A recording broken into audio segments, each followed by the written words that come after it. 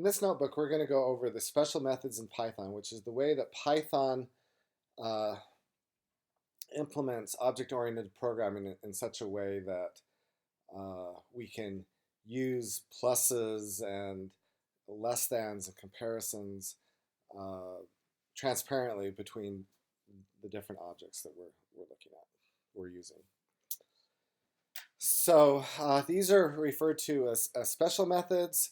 A textbook that I used years ago referred to them as magic methods, and that's kind of stuck in my mind. But from the Python language reference, we can read a class can implement certain operations that are invoked by a special syntax, such as arithmetic operations or subscripting and slicing, by defining methods with special names. And this is Python's approach to operator overloading, allowing classes to define their own behavior with respect to language operators. So this is the polymorphism that we spoke of before. So what are some of these special methods? Well, there's the constructor that we dealt with in previous notebooks. There's a string method that defines how you print an object, and then there's things like comparison operators, which is defined by this less than. And you see this, the syntax here is all of these special methods are function names with a leading and trailing double underscores. And so this is what we're going to be exploring in this notebook. And we're going to start off with the string and the repr methods. And these are functions that we design that determine how our objects are going to be shown in functions. And so the repr method is the detailed string depiction of our class. And from the official Python documentation, it computes the official string representation of an object. So we can read through this. So basically what we're going to do is view the repr as a way that we can get a detailed string depiction of an object, and string is what we're going to use for a more concise or shorter description of our Python object. If we think back to our shelter animal case, where we defined this greetings. This greetings is essentially acting like a string or repr method, where within this string we're wrapping up all the kind of relevant information about the object to be printed. So and there's always some sort of trade-offs on how much detail we can provide. Deciding how to show an integer might be relatively simple, but think about a float where we have an infinite number of decimal points. How many digits do we want to display by default, and how might that differ between a repr and a string method? So some of the questions that I think of when I'm deciding how much to show is, am I likely to have a lot of the objects in a collection, or I want to be able to appreciate the objects together? In that case, I need a shorter description of the object. If I am working with objects in isolation, then I would want to be working with a more detailed view.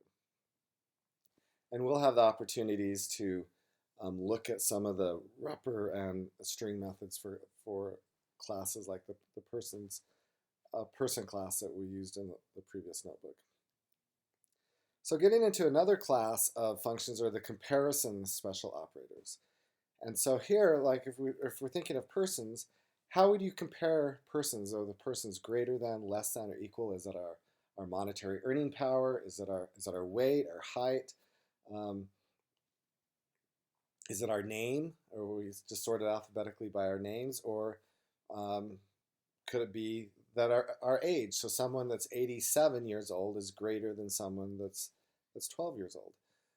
So let's look at implementing this and see what the behaviors are. So here I've basically taken our same class person that we defined in the previous notebook, and I'm going to add as methods to my class these special operators. So here I've defined our repr method. And here you see I have a very detailed and lengthy string description where I have the first name, and I'm saying what all these things are. This is first name equals, middle name equals, last name equal. I have what the sex is, I have the age in years and months. As opposed to my string method, which is much more concise. I just have my first name and last name and my age. Okay, so here are my comparison functions. Now, if you look at the repr and string, they're like unitary functions that they only take as an argument the instance itself. But when we look at comparison functions, we have it's a binary function. We have the object itself, which is indicated by the variable self, and the object that we're comparing it to. In this case, I've provided the variable p. So to get a less than functionality into my class, I need this double underscore lt and double underscore. And basically all I'm doing here is I'm going to ask, is the date of birth less than the date of birth? The date of birth for self, is it less than the date of birth for p? And that's going to return a true or false. Same thing with less than or equal to. I just take what's my variable that I want to make the comparison based on, and I'm going to do these comparisons on that variable and return that value for my class. So we can come here and we can ask some questions. So I'm starting off by creating some persons. Mick Jagger, Pete Townsend, Exene Cervenka, and Susan Ballion. I had to unfortunately delete David Bowie from this list since he's deceased now, and giving them their names and their date of births. And when I print out MJ, I get the Michael Jagger, age 74 years, 3 months. If I contrast that to just doing the representation, where I get the fuller list. And if I look at what the date of birth is, this is a date time. So now we can do some comparisons. So I can ask, is Mick Jagger less than Pete Townsend? Is Mick Jagger less than or equal to Pete Townsend? Is Mick Jagger greater than Pete Townsend? So on. And we get various true-false answers for that. Now, is my decision meaningful? So in this representation, an older person is less than a younger person because their date of birth is earlier. So if we think of our timeline, it's like it's a more negative, less positive number. Now, if we wanted to have it as age, then we could just flip all of these comparisons. So a less than would become a greater than, etc. So that's just a decision, design decision when you're designing your class, and what does it mean to you for one object to be less than or greater than another object.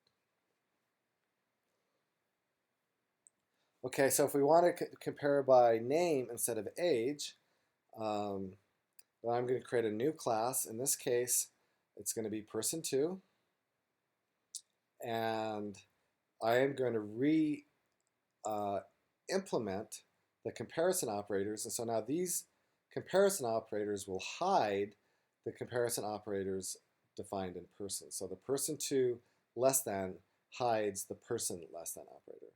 And in this case, what I'm going to do is I'm going to create a string where I concatenate last name, then first name, and then middle name. And I'm going to do the comparison of that concatenated string between the instance, my instance self, and the instance that I'm comparing it to, P. And when we do this, again, redefining these rock stars with this new person2 class, and let's just take the same questions we asked up here, where it's based on age. Let's just change these all to 2s.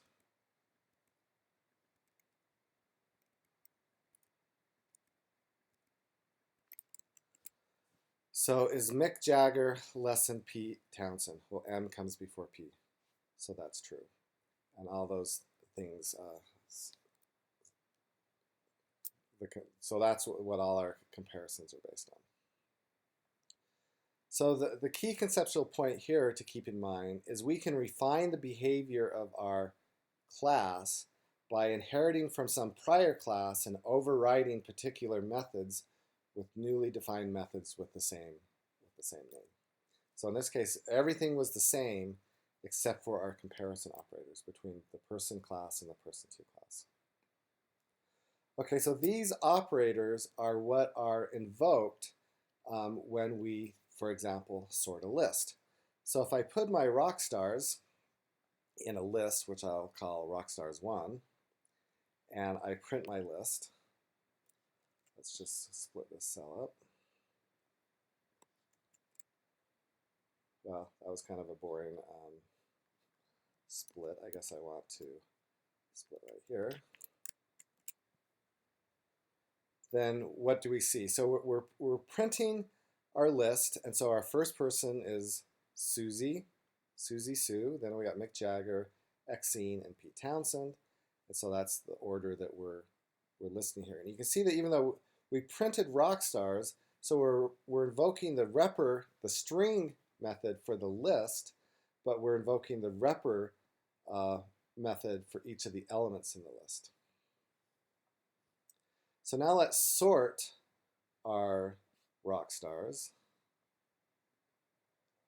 Remember, this is rock stars 1, so they're sorted by their date of birth.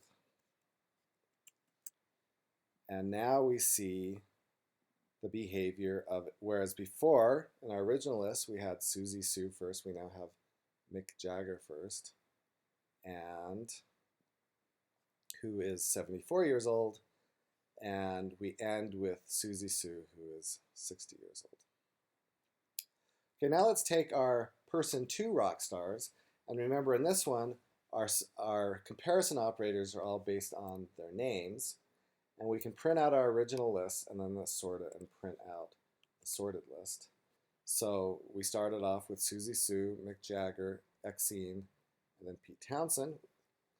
And then when we sort it,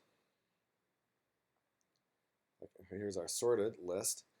Our first one is Susie Sue, whose first name is Balian. Then we have Exene Cervenka, Mick Jagger, Pete Townsend. Now, this isn't a particularly easy way to read through that list because of how much detailed information we're getting out on the repr. So just kind of contrast this behavior with where we loop through each element of our rock stars list and then individually print the element. And now what we're seeing is this shorter string method depiction of the class being printed. And so you can play around with these. We can comment out these repr and string methods and get different behavior. And so this was just a very brief look at the special methods. If you look at the documentation, there are a lot of special methods that are defined. There's special methods for adding, doing multiplication. There's special methods that allow you to get the indexing behavior that we see in strings and lists. So these can all be defined for our classes to create the kind of behavior we want for our programs.